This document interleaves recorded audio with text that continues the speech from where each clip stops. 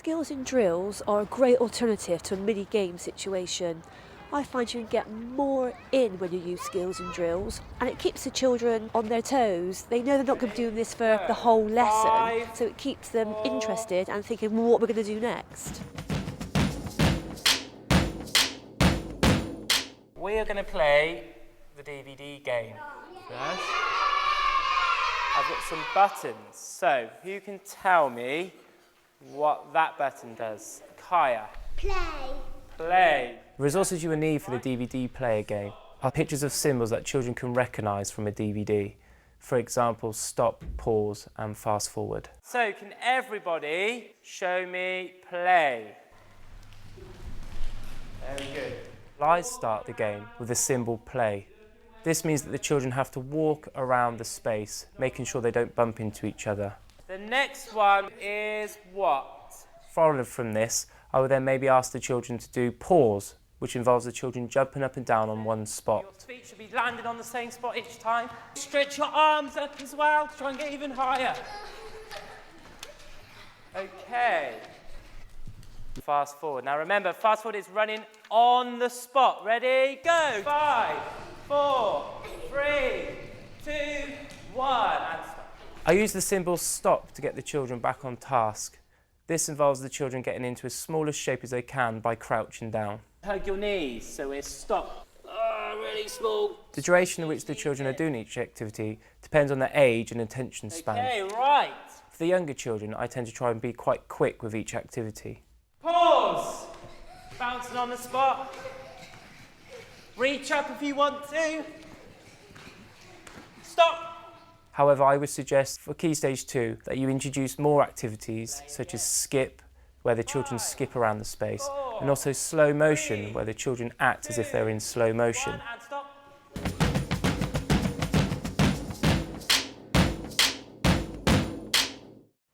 Traffic lights is a way of teaching the fundamental skill of when you pass a football, your head should be up. Lots of reasons, so you can see who you're passing to, making sure there's no defenders around you and that you're not going to bump into anybody. So we've agreed, when we're playing football, our head should be up. Right, OK, what you're going to do for me now, you're going to dribble around this court, you're going to use the whole court, dribbling these footballs, OK? So children dribble the football around the area, and I hold a cone up, but to see what cone I've got up, their head has to be up. Come on, year 5's round we go. All the time, heads up, looking. If it's a red cone, they have to stop the ball with their foot on top of it. Well done, Isabel, that was a great idea. Excellent, red is... Stop. Well done, year 5's round you go again. If I change the cone to orange, they do something different. They may have to sit on the ball. Guys, the teamwork from this class is fabulous. Well done. Right, chickens up you get. Around you go again for me, please.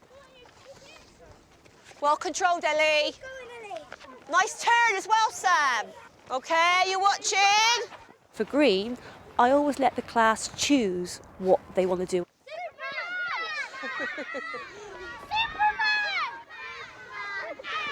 It creates ownership, and I tend to take it a bit more seriously if they've chosen the last skill.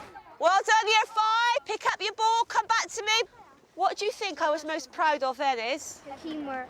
Teamwork was incredible. And encouragement. There was loads of it. I didn't say to you, shout out and let everybody else know. You came up with that idea yourself. That was legendary as far as I'm concerned. You all did brilliant. Give yourselves a pat on the back. With my class, I introduced the bean game as early as possible. We started with just 3 activities to begin with, and then we added 1 activity each week.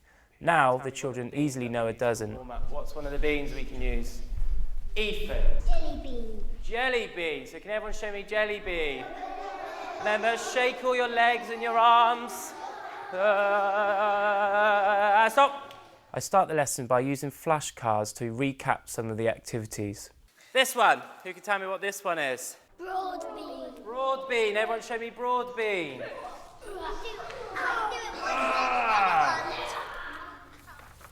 Next can jumping bean. Then frozen bean. The throws and bean activity is really good to use if you want to get the children back on task. This is especially useful for the children who are easily distracted. Chili bean. Ooh. Okay, I'm bored of being the teacher now. I want to be like you, so I need someone to come and be the teacher for me. To extend some of the more able children in the classroom, I do a role reversal exercise. So Kaya is going to be the teacher, so go choose a card.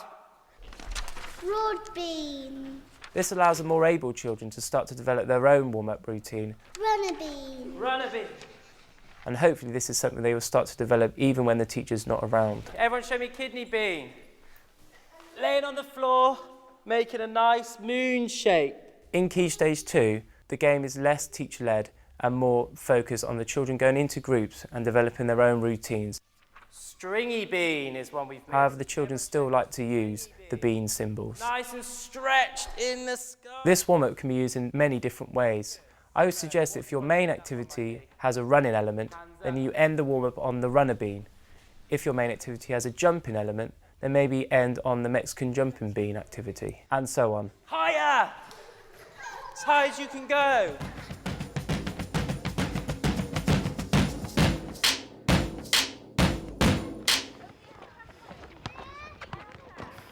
PE to me should be all about the whole class moving for the majority of the lesson. I think children should be puffed out at the end of PE, they should be red-faced, they should be physically exerted. Right, we're going to get straight into squares now, which is a great skill to get you in the mood for football, okay? Squares is a really great way of getting the whole class moving in a small situation. If you look at the guys behind you, they should have their square set up for us. Okay, guys, show us what you would do if this was your square. I found it a really good idea to get 3 or 4 children to demonstrate within the square before the whole class gets going. Good. Quick feet. Is this doing step-ups on her board? Look. But all the time they're staying in their square. You ready to have a go, guys? The children set themselves up within 4 cones, and within that square, they do what they want with a football. Oh, get it, Terry. Well, stop! I find setting a learning objective early on during the session is a great way of pulling the best from the children. To get the certificate for today, what I'm looking for is praise and encouragement of each other. That sort of thing would hopefully spill over into the classroom and benefit their learning across the whole curriculum. Well done. Oh, thanks. Bad luck, mate. Just keep trying, never give up. Keep going, Zach. I believe that it's really important to touch 4 elements during a PE lesson. Squares does that. Technically, they are learning to control the ball. Physically, they're using their balance, coordination, they're moving around. Socially, they're learning from their peers. There's probably some communication going on, some teamwork. Psychologically, they've got to decision make. They've got to think, what am I going to do next? There's so much they can get from those 4 cones and the ball. Keep going with it. Well, saved again. They can learn to stop a ball, do step-ups on and off the ball, dribble a ball through cones. It's looking good. Look at that. That's really skillful. Thanks. Well done. It's really easy to differentiate as well with squares. If someone's finding the activity a little bit tricky, quietly go around, make the square a bit bigger, just tap the cones out with your foot. If someone's doing really well, make the square smaller. Why am I making it harder for you? Because you know what you're doing. Come on, show me what you got. Well done, good man. Well controlled, Terry. Good lad. Is your square? Good man. Squares is also great to do at the start of a new sport, whether it's netball, hockey, basketball, because they can use whatever they need to use within that square. You can wander around and see who's at what level. Then when it comes to move on to perhaps paired activities, you can then perhaps put a less able child with a more abled one, and hopefully they'll learn from each other. I have to say, that was brilliant. You all encouraged each other, but this person encouraged people in a way that was very low-key, he was very quiet about it, and he's also very talented himself, but he's never, ever patronising to other people.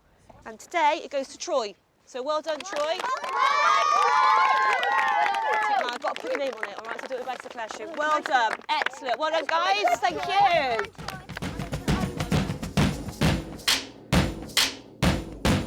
Stomp, stomp, stomp, stomp, stomp, stomp, stomp, stomp. stomp dance gives the opportunities for boys and girls to express themselves by stomping around, showing attitude.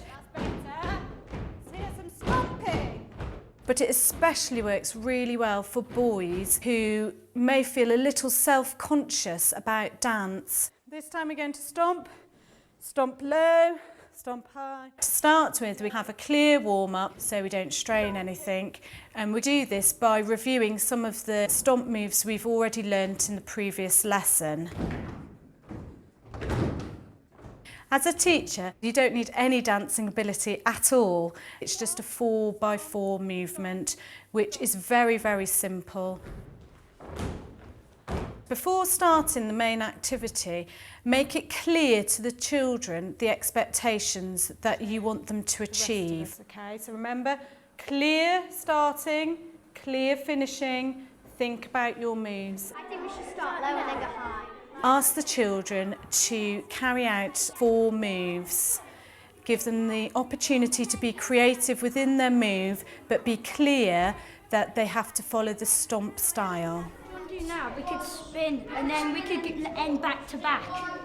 Like that looks good, and then we could go again. Yeah. Okay, that works. Let's try it. During this part of the lesson, you will see children really cooperating, making decisions, practicing their moves and reviewing things and saying, no, that doesn't work, let's try it like this. So there will be a real buzz.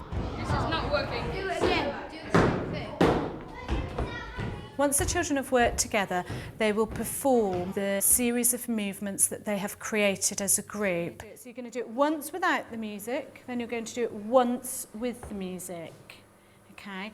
The first group I'd like to go is Lily's group, okay? 1, 2, 3. Yeah. This lesson can be really inclusive because the more able children will encourage the less able children, and the stomp style movement means that they can do a simple, repetitive movement and feel successful at that move.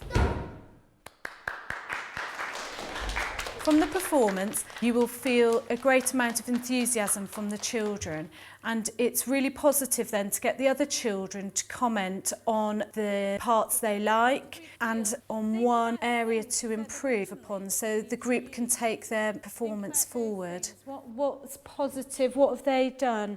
Emma? They had a clear start and clear finish. Fantastic, that's exactly what I asked. Clear start, clear finish. Once the children have worked together, they will feel a huge sense of achievement and they've got an end product to show.